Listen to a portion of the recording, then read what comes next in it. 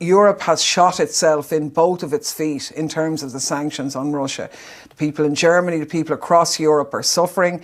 The states of Europe have tried to put a cushion on that to stop it really hurting, but that can only go on for so long. If they were to have the similar approach to China and look at sanctioning and breaking relations, the European economy would completely collapse. So they realise that our relations are too interconnected for that. But at the same time, so the situation that is there, and they know that. But what is increasing is their hostility and their rhetoric to China in terms of foreign affairs and the role, and that can only be, I suppose, fueled by their close relationship with the US. So they have become subsumed as an independent identity into just being really the tail of the US dog.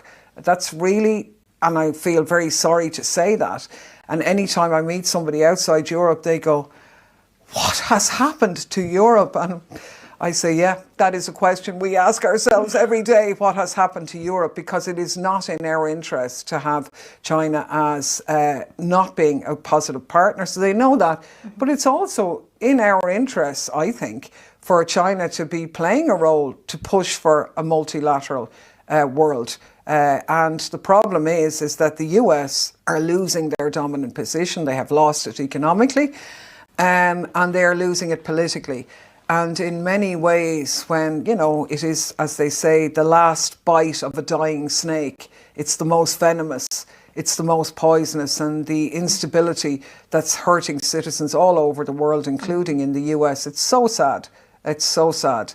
But I think it's from a position of weakness rather than strength. So and that can go on for some time, unfortunately, and it can bring a lot of hardship to a lot of people, but that's the process.